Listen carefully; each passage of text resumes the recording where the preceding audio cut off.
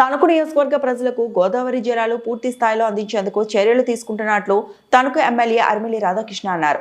ఇందుకోసం ధవళేశ్వరం నుంచి పైప్ లైన్ల ద్వారా త్రాగునీటిని తరలించేందుకు ప్రణాళికలు చేస్తున్నట్లు వెల్లడించారు. తణుకు మండలం దువ్వ గ్రామంలో శుక్రవారం ఈ పథకానికి సంబంధించి భూమి పూజ చేసి ఎమ్మెల్యే మాట్లాడారు. 54 కోట్ల వ్యయంతో ప్రాజెక్టుకు రూపకల్పన చేసినట్లు తెలిపారు. తణుకు నియోజకవర్గంలో తణుకు, ఇరగవరం, ఆతిలి మండలాల్లో మొత్తం 48 గ్రామాలకు ఇంటింటికి త్రాగునీరు అందించేందుకు చర్యలు చేపట్టామన్నారు.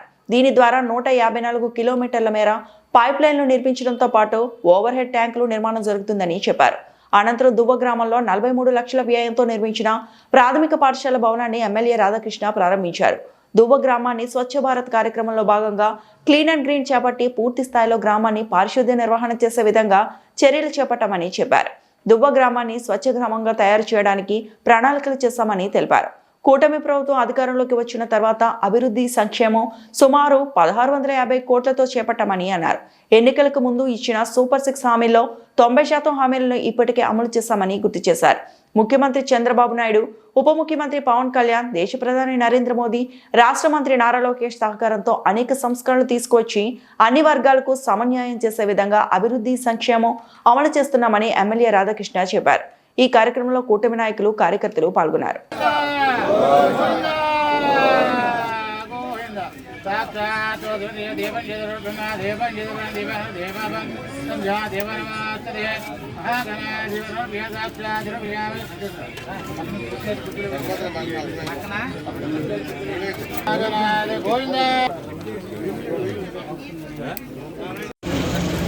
తణుకు నియోజకవర్గంలో ధవళేశ్వరం నుంచి గోదావరి జలాలని తీసుకొచ్చి ఇంటింటికి శుద్ధి చేసినటువంటి మంచినీరు అందించేటటువంటి కార్యక్రమానికి శంకుస్థాపన చేయడం జరిగింది. దీనికి సంబంధించి నియోజకవర్గంలో ఉన్నటువంటి 3 మండలాల్లో 48 గ్రామాలకు పూర్తి స్థాయిలో ఇంటింటికి నీరు అందించే విధంగా 54 కోట్ల రూపాయలతో ఈ పథకాన్ని నిర్మించడం జరుగుతుంది. దీని ద్వారా ఓవర్ హెడ్ ట్యాంక్స్, అదేవిధంగా 154 కిలోమీటర్ల పైప్ లైన్లు, అలాగే 2 క్లస్టర్స్ ద్వారా ప్రతి గ్రామానికి 3 మండలాలకి కూడా పైప్ లైన్లు నిర్మించుకోవడంతో ఇంటింటికి నీరు అందించే విధంగా కూడా చేయడం జరుగుతుంది. ఆ విధంగా ఈ కార్యక్రమాన్ని కూడా ఈరోజు ప్రారంభించాం. అలాగే ఇక్కడ దువ్వ గ్రామంలో మండల ప్రజా పరిషత్ పాఠశాల నెంబర్ 3ని 43 లక్షల రూపాయలతో నిర్మాణం చేసి దాన్ని కూడా ప్రారంభించుకోవడం జరిగింది. అదేవిధంగా ముఖ్యంగా ఈ గ్రామాన్ని స్వచ్ఛ భారత్ కార్యక్రమంలో భాగంగా క్లీన్ అండ్ గ్రీన్గా ప్రతి నెల కూడా మండలంలో ఉన్నటువంటి ఒక గ్రామంలో మిగిలిన గ్రామాల నుంచి, అన్ని గ్రామాల నుంచి కూడా శానిటేషన్ సిబ్బంది ఒక గ్రామానికి వెళ్ళి ఆ గ్రామాన్ని పూర్తి స్థాయిలో పరిశుభ్రం చేసే విధంగా కూడా ఒక కార్యక్రమాన్ని తీసుకున్నాం.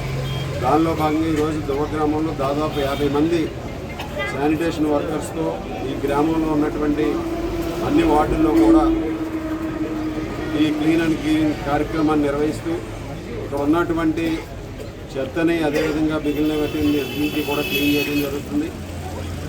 తద్వారా ఈ గ్రామాన్ని ఒక స్వచ్ఛ గ్రామంగా చేయాలనే ఒక సంకల్పంతో ముందుకు వెళ్తుంది. అదేవిధంగా 17 నెలల తెలుగుదేశం కూటమి, జనసేన, బీజేపీ కూటమి పరిపాలనలో ఈ నియోజకవర్గంలో దాదాపు 1650 కోట్ల రూపాయలతో అభివృద్ధిని, సంక్షేమాన్ని కూడా చేయడం జరిగింది. ఈరోజు ప్రతి ఒక్కరికి కూడా ఏదైతే సూపర్ 6 హామీలు ఇచ్చామో ఆ హామీల్లో 90% హామీలను అమలు చేసినటువంటి ఘనత కూటమి ప్రభుత్వానికి దక్కుతుంది.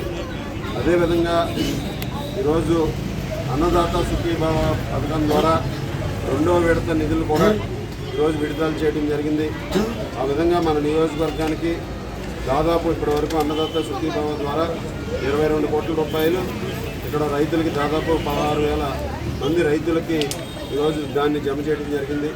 ఈ విధంగా ప్రతిదీ కూడా ఈ కార్యక్రమాలు చేయడంతో పాటుగా అభివృద్ధి కార్యక్రమాలకి పెద్ద ఎత్తున R&B రోడ్లు కానీ, పంచాయతీరాజ్ రోడ్లు కానీ నిధులు తీసుకొచ్చి వాటిని కూడా త్వరలోనే కూడా కొన్ని పనులు కూడా ప్రారంభించుకోబోతున్నాం.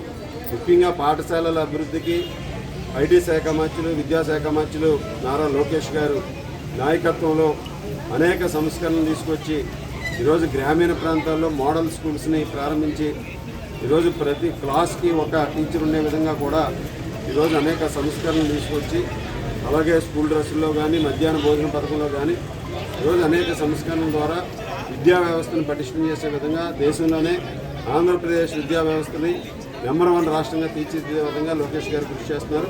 ఈ నియోజకవర్గంలో ప్రతి ఒక్కరికి కూడా అన్ని అభివృద్ధి సంక్షేమ కార్యక్రమాలు అందే విధంగా కూడా ముందుకు వెళ్తాం. రాబోయే కాలంలో మరింత అభివృద్ధి చేసి ఈ నియోజకవర్గాన్ని పూర్తి స్థాయిలో సమగ్రమైనటువంటి అభివృద్ధిని చేస్తామని సందర్భంగా తెలియజేస్తున్నాం.